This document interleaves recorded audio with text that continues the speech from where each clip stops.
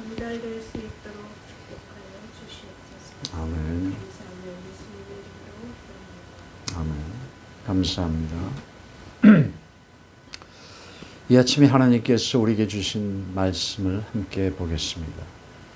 요한계시록 3장 14절부터 22절까지 봉독해 주시겠습니다. 14장부터 22절입니다. 라우디아 교회의 사제에게 편지하라. 아멘이시오 충성되고 참된 증인이시오 하나님의 창조의 근본이신 바 이르시되 내가 내 행위를 아노니 내가 차지도 아니하고 뜨겁지도 아니하도다. 내가 차든지 뜨겁든지 하기를 원하노라. 내가 이같이 미지근하여 뜨겁지도 아니하고 차지도 아니하니 내 입에서 너를 토하여 버리리라. 내가 말하기를 나는 부자라 불러하여 부족한 것이 없다 하나 내 곤고한 것과 가련한 것과 가난한 것과 눈먼 것과 벌거벗은 것을 알지 못하는도다. 내가 너를 권하노니 내게서 불로 연단한 금을 사서 불러하게 하고 흰 옷을 사서 입어 벌거벗은 수치를 보이지 않게 하고 안약을 사서 눈에 발라 보게 하라. 너는 내가 사랑하는 자를 책망하여 징계하노니 그러므로 네가 열심을 내라. 되게 하라. 볼지어다 내가 문 밖에 서서 포도를 누니 누구든지 내 음성을 듣고 문을 열면 내가 그에게로 들어가 그와 더불어 먹고 그는 나와 더불어 먹으리라.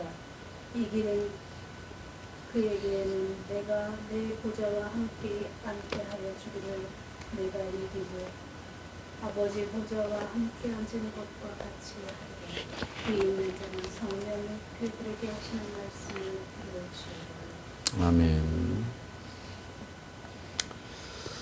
봉독하신 말씀을 가지고서 신앙의 상태, 또 신앙의 온도계라는 이런 그 제목으로서 오늘 이 시간 우리가 이제 이 가을을 맞이하면서 우리의 신앙을 한 번쯤 점검하는 그런 시간이 됐으면 해서 본문을 채택했습니다.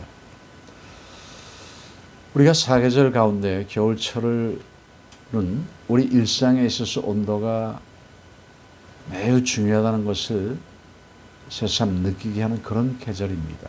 아주 차죠. 그러나 이런 추운 날씨와 상관없이 새해는 하나님께 간구하는 모든 기도의 소원을 응답받으시고 이루는 그러한 해가 매년 우리가 신년초 벽두에는 하나님 앞에 기도를 올리게 되죠. 여하튼 이와 같이 이 모든 것이 온도가 있다고 하는데요. 음식들도 가장 맛있는 온도가 있다고 합니다. 우리가 좋아하는 커피는 60도에서 70도의 커피향이 가장 많이 난다고 합니다. 또한 녹차는 80도에서 가장 차 향기가 좋습니다. 냉커피는 6도씨에 아주 시원한 그 맛이 가장 맛을 풍미하고 아이스크림은 12도에서 18도에 가장 맛있다. 물은 지하수의 온도 13도에서 가장 맛이 있다. 콜라는 4도, 우유는 따뜻한 한 60도에서 제일 맛있다라고 합니다. 이 말씀을 왜 드리냐고요? 이 말씀 속에 우리가 먹는 육을 위하여서 섭취하는 음식물 가운데서도 이렇게 적당한 온도가 굉장히 중요하다는 것을 본문에서 말씀했듯이 우리 신앙생활에 있어서도 음식의 온도가 맛을 좌우한다면 신앙의 온도계는 우리가 몇 쯤이나 될까? 가장 맛있는 신앙의 우리의 온도는 과연 얼마나 될 것인가? 하나님께서 가장 기뻐하시는 신앙은 또한 몇 도나 될 것일까? 한 번쯤 생각해보는 시간이 되기를 축복합니다.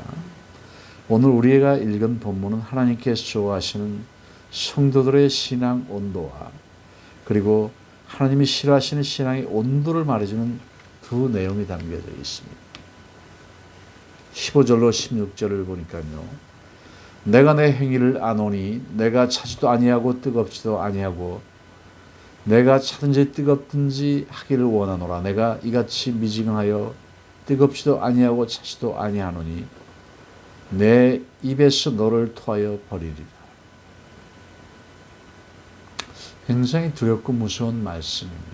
우리 신앙에 따라서 이와 같은 하나님의 해결이 우리에게 온다는 것이죠. 자, 그 가운데서도 첫째로 하나님은 미지근한 상태를 싫어하신다고 합니다. 미지근한 상태를 싫어합니다. 첫째입니다. 세균이 가장 잘 번식하는 곳이 미지근한 물이라고 합니다. 음식물이 부패하기에 가장 좋은 온도는 미지근할 때입니다. 병균이 미지근한 물에서 잘 서식하고 미지근한 음식이 잘 부패하듯이 신앙 또한 미지근한 사람 영적으로 병에 잘 걸리게 되어 있습니다. 미지근한 신앙을 소유한 사람은 얼마나 시험에 자주 빠지고 믿음의 병이 들어서 교회를 쉬었다 들어왔다 하면서 목회자의 속을 얼마나 썩이는지 지난 경험을 통하여 우리가 한번 돌아보며 생각을 해봅니다. 16절을 보면요. 하나님께서는 그런 사람을 토해버릴 것이다 라고 말씀하십니다. 하나님께서 싫어서 토해버린 사람은 결국 사탄도 데려가지 않습니다.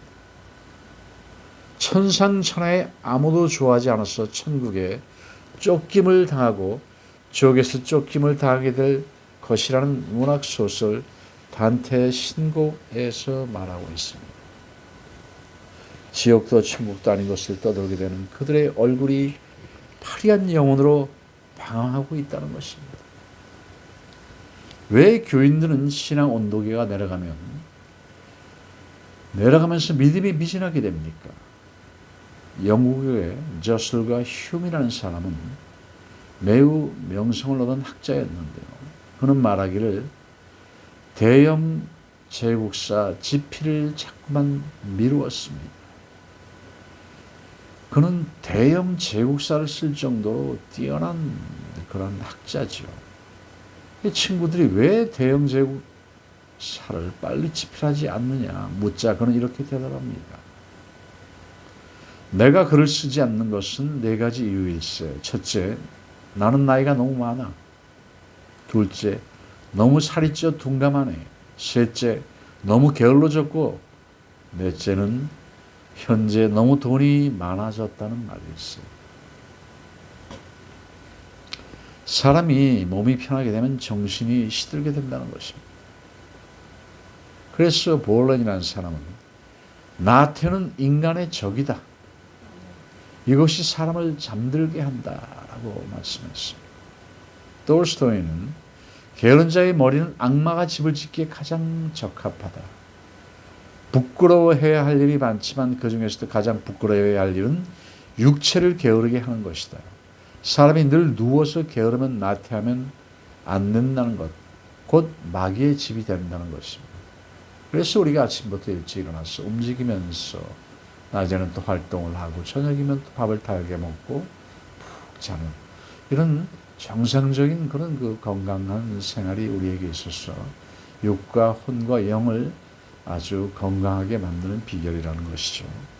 그래서 잠언서 19장 24절에 보면요. 게으른 자들은 말하기를 자기의 손을 그릇에 넣고서도 입으로 올리기도 괴로워한다고 했습니다. 얼마나 게으르면 그러한 표현이 있겠습니까? 게으른 자는 그 부리는 상전에게 마치 이에 식초 같고 눈에 연기 같으니라. 자, 상전이나 잔소리하는 부모가 그렇게 보인다는 것은 마치 식초와 같이 시게 느껴지고 연기처럼 매운 존재로 보인다는 것이죠.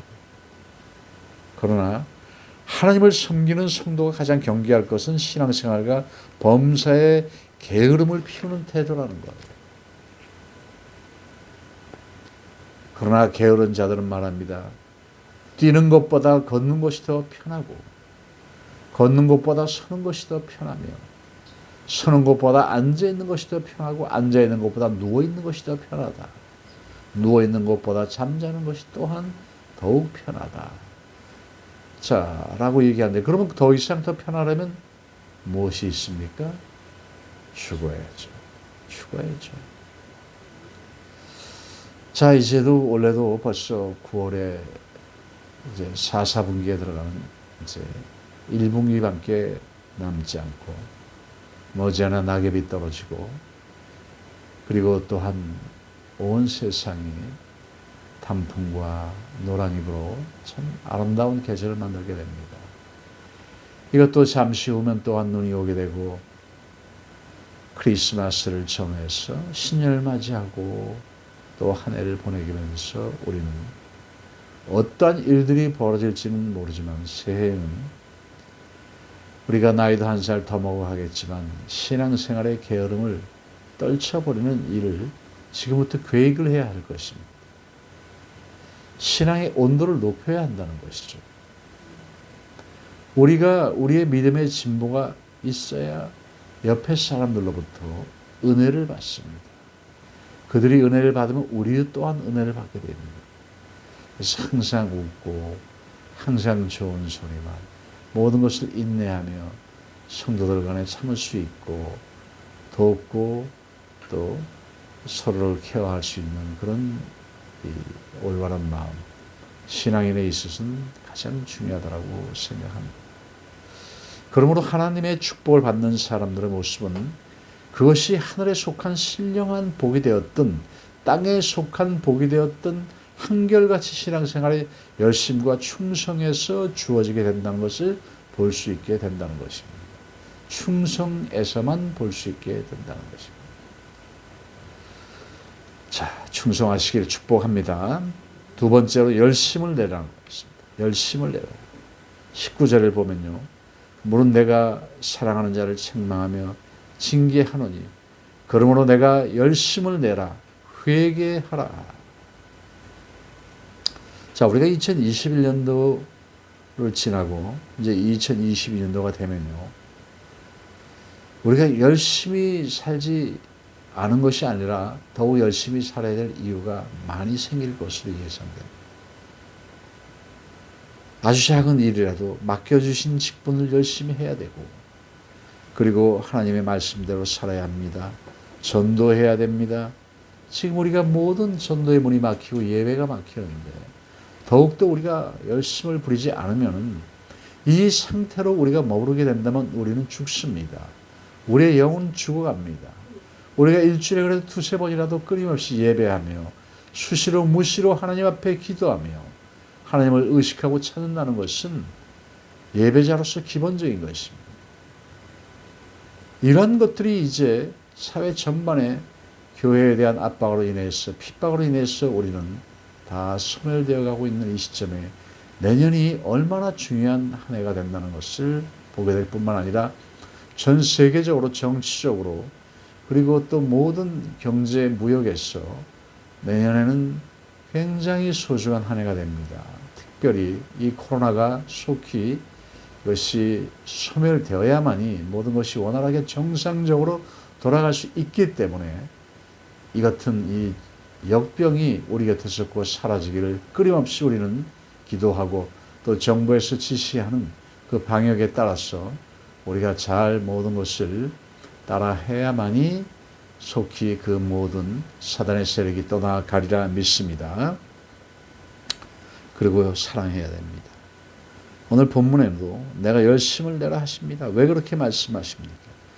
우리가 열심을 낸다면 하나님은 모든 것을 다 이루어 주시겠다고 약속을 하셨기 때문입니다.